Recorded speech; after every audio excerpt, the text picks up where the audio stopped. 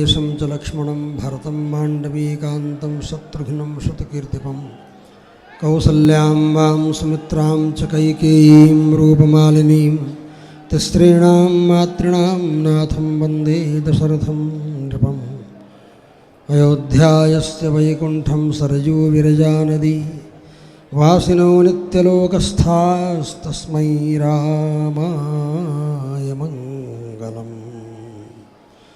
श्रीश्यामशरणार्यैः देवोत्तरपदानुगैः आचार्यैः साधु सत्त्वस्थैः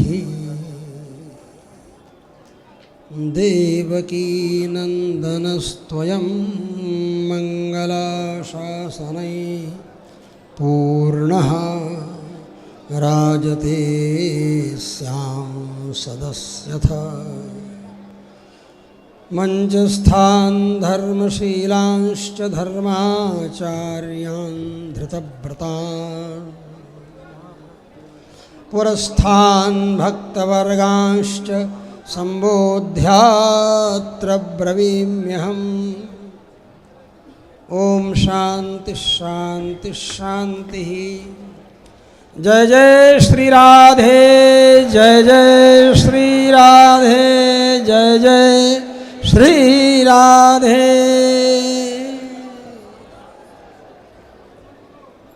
भगवती पराम्बा उद्भव स्थित संहार कारिणी राधा रानी जी की कृपा से इस श्री ठाकुर के द्वारा बुलाने पर बार बार, वो भी देवकी नंदन वाले ठाकुर, यशोदानंदन वाले नहीं, देवकी नंदन वाले तो ब्रज वृंदावन क्या कहते हैं, वृंदावन छोड़कर मथुरा जाते हैं, तो उसके बाद देवकी नंदन पुनः प्रतिष्ठित होते हैं और देवकी नंदन के रूप में पुनः प्रतिष्ठित होते ही वो द्वारकाधीश बन जाते हैं, राजाधिराज बन जाते हैं, सुवर्णमयी द्वारका के मालिक बन जाते हैं और जल सीमा को नियंत्रित करते हुए कोई भी साउथ चाइना शिप और साउथ चक्कर नहीं लगने पाता और वो सीमा को सुरक्षित रहते हैं। और हम यही कहते हैं कि भारत का कोना कोना मेरा नहीं, विश्व का कोना कोना मेरा है, पूरे विश्व पर मेरा अधिकार है, सारा विश्व हमारा है।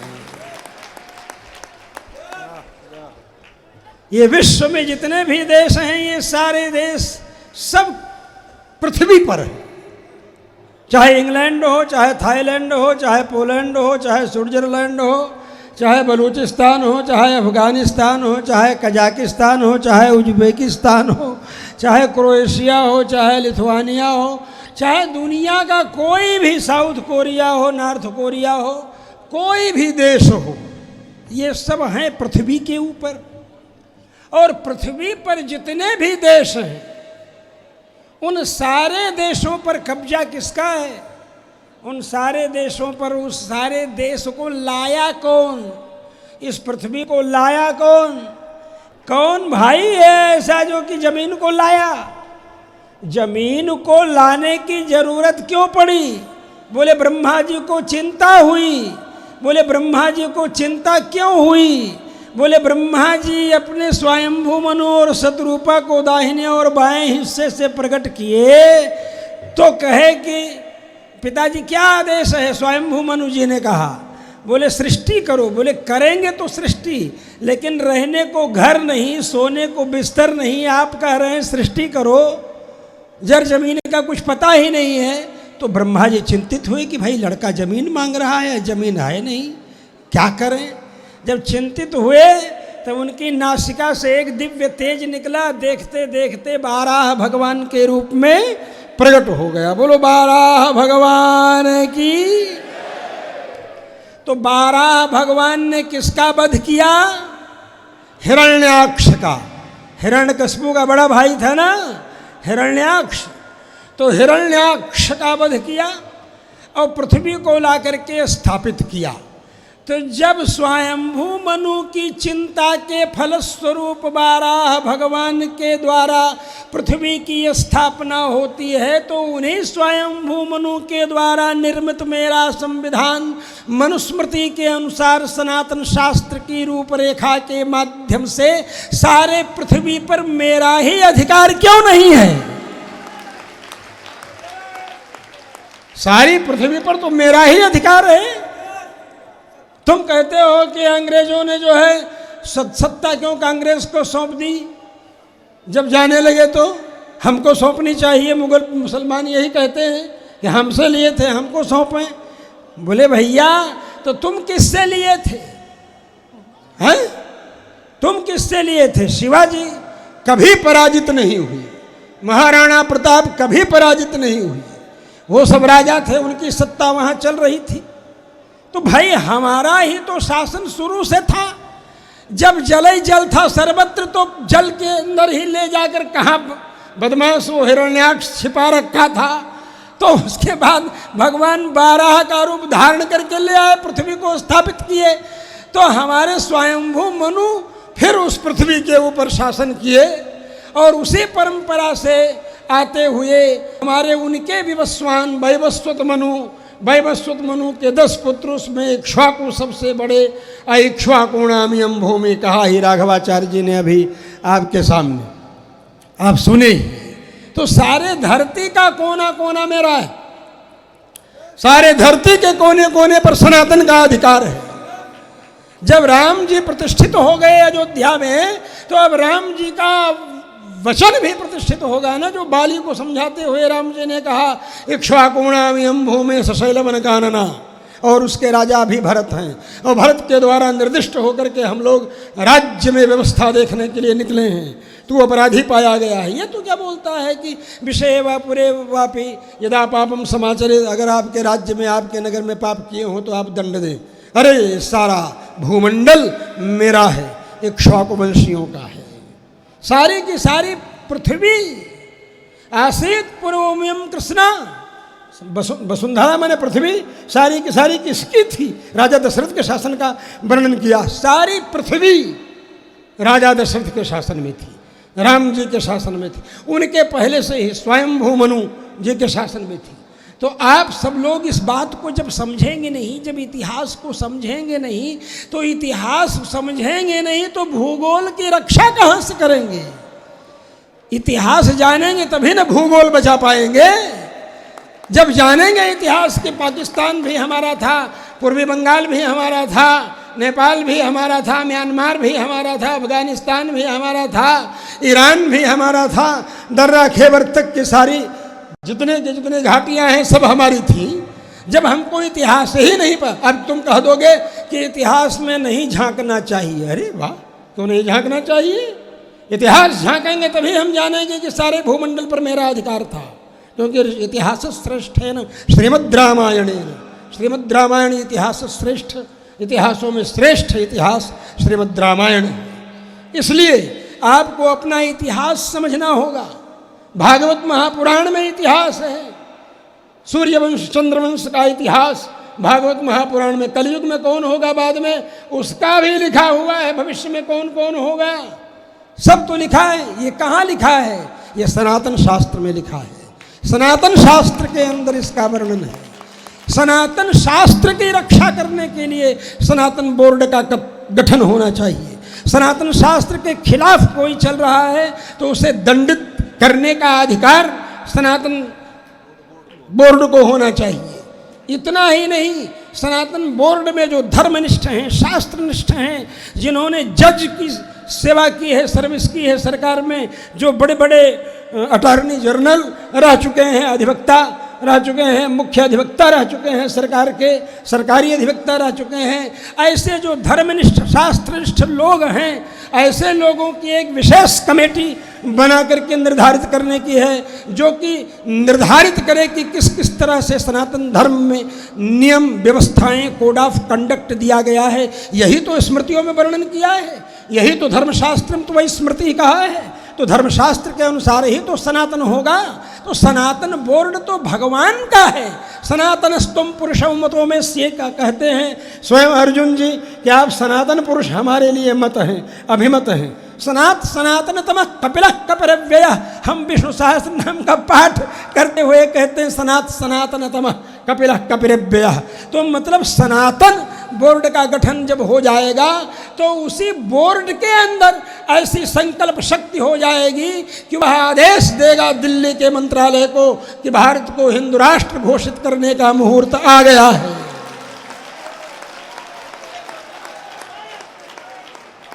और जब वह सनातन बोर्ड के धर्माचार्य वशिष्ठो वामदेवश्च जाबालिरथ गौतम कश्यपोत्र भरद्वाजा जैसे दशरथ जी के मंत्री थे वही राम जी के भी मंत्री थे। राम जी ने मंत्रिमंडल नहीं बदला, कोई भी नहीं बदला। वाल्मीकि उठा करके देखो तो वही मंत्री थे और अभेद्य योजनाएं उनकी थी। समग्र वसुधा मंडल में शासन था। रावण को ध्वस्त कर दिया, लेकिन अयोध्या से एक भी सैनिक की सहायता नहीं लिया उन्होंने। बोलो भाई, अयोध्या में तो भरत जी ने सारे राजाओं को बुला रखा था कि सूचना आते ही सबको लेकर के पहुंच जाएंगे। भरत जी ने सारे राजाओं को बुला रखा था अयोध्या में, लेकिन अयोध्या से एक भी सैनिक नहीं लिया और रावण को ध्वस्त कर दिया। जन गिरिजन और मरकट जन, रीछ जन, भालू जन, सब लोगों को इकट्ठा किया भगवान ने और रावण का दलन करके राम राज्य की स्थापना किया। और राम राज्य में 3-3 रेजिमेंट बढ़ गए। राक्षस रेजिमेंट, बानर रेजिमेंट, बोलो भाई, और रीछ रेजिमेंट, ये 3-3 रेजिमेंट बढ़े अयोध्या की सेना में। तो ये राम जी की शक्ति है और ये नीति है, ये सनातन शास्त्रों की नीति है। और जब सनातन बोर्ड का गठन होगा तो उसकी यही थ्योरी रहेगी। प्रैक्टिकल के रूप में ये आचार्य लोग जाकर के जन जन संबोधन करते हुए उद्बोधन करेंगे। तो हम यही चाहते हैं, आइए जो वर्शिप एक्ट 1991 ये जो विधेयक है, ये जो एक्ट है जिस पर बहस नहीं हुई, जिस पर कोई चर्चा नहीं हुई और जाते जाते ही मनमोहन सिंह ने पारित कर दिया था अपनी सरकार में, ये संविधान जो डाल दिया बिना बहस हुए, बिना गवेषणा हुए, बिना सुप्रीम कोर्ट में गए, बिना उसकी मुहर लगे, कुछ भी नहीं हुआ, कोई चर्चा तक नहीं हुई और इतना बड़ा अधिकार दे दिया गया कि जैसे 1947 में थे वैसे ही सब कब्जा बना रहेगा। जितनी मस्जिदें मंदिर तोड़ के बनाई गई हैं वो वैसी की वैसी ही रहेंगी। इस तरह का जो विधेयक पारित किया गया, हम ये कहेंगे, यहाँ के उपस्थित सभी लोगों के माध्यम से निवेदन करेंगे कि सनातन बोर्ड में तो हम ये मांग रख ही रहे हैं, अलग से भी कह रहे हैं मोदी जी से कि आप ही बहुमत के बल पर इसको ध्वस्त कर दीजिए, लोकसभा में समाप्त कर दीजिए। कोई जरूरत नहीं है इस तरह के वर्शिप एक्ट की जो हमारे मंदिरों को तोड़कर बनाए गए मस्जिदों को हटा करके दोबारा हमारे मंदिरों को सुप्रतिष्ठापित न करने दें। कानून के बल पर न हमको राम जन्मभूमि मंदिर मिली थी। हम 3 पर तो समझौता इसलिए करने को तैयार हुए थे कि 30,000 40,000 की बात हम नहीं करेंगे। चलो हम रामकृष्ण विश्वनाथ ये तीनों ही लेकर के काम कर लेंगे, संतोष कर लेंगे। 5 गांव मांग रहे थे पांडव लोग, बस दे दो केवल 5 ग्राम, हम वहीं खुशी से खाएंगे, परिजन पर असिन उठाएंगे, बोल बोल करके कह रहे थे। लेकिन हम तो 3 मांग रहे थे, 5 भी नहीं, लेकिन 3 में 1 भी नहीं दिया इन्होंने। राम जन्मभूमि तो हमको न्यायालय ने दिया, न्यायालय ने हमको राम जन्मभूमि दिया। इसलिए मैं कहता हूँ कि मथुरा, संभल, विश्वनाथ तीनों लेंगे एक साथ, बशर्ते कि सनातन बोर्ड गठित हो, समझे। संभल, मथुरा, विश्वनाथ, समझे, तीनों लेंगे एक साथ। फिर बोलेंगे संभल, मथुरा, विश्वनाथ, संभल, मथुरा, विश्वनाथ, संभल, मथुरा, विश्वनाथ। और बाकी का तो हमारे देवकीनंदन ठाकुर जी कह ही रहे हैं सीधे सीधे कि पहले सीढ़ी हटाओ, सीढ़ी खोदो तो वहाँ हमारी मूर्तियाँ मिल जाएंगी। ताजमहल में न हो, है जामा मस्जिद में, आगरा के वही ताजमहल जहाँ है जामा मस्जिद में आगरा की। तो सीधी बात है, इसलिए सनातन बोर्ड का गठन होगा तो उसको ये सारे अधिकार प्राप्त होंगे अपने मंदिरों को वापस ले लेने का, दिस वे दैट वे, कैसे भी। तो इसलिए इस बोर्ड का गठन हो, शास्त्र संयत, शास्त्रनिष्ठ, शास्त्र के अनुसार जीने का अपने अभ्यास करने वाले व्यक्ति इसकी सर्वोच्च समिति में हो, जिसको कि गवर्निंग बॉडी जो है, गवर्निंग बॉडी, वो रिपोर्ट करे। तो इस तरह से ये सब मिल बैठ करके बातें हो जाएंगी हम लोगों की। और ये गठन, सनातन बोर्ड गठन जो है वह अत्यधिक महत्वपूर्ण है इस समय राष्ट्र के लिए, लोगों के लिए, सनातनियों के लिए ही नहीं, प्राणी मात्र के लिए है। जब तक सनातन धर्म बचा है तभी तक संसार के सभी प्राणी बचे हैं। यही सारे संसार के लिए कहता है सर्वे भवन्तु सुखिनः सर्वे सन्तु निरामया। सारे संसार की धरती को लाने वाले हमारे ही पूर्वज हैं, 12 भगवान हैं, इसलिए सारा संसार मेरा है। तो आप सनातन बोर्ड का गठन होने दीजिए तो सारी समस्याओं का समाधान करने का मार्ग अपने आप प्रशस्त होने लगेगा। जय श्री राम, जय श्री राम, जय श्री राम। बोलिए सनातन धर्म की। ओम शांति शांति शांति।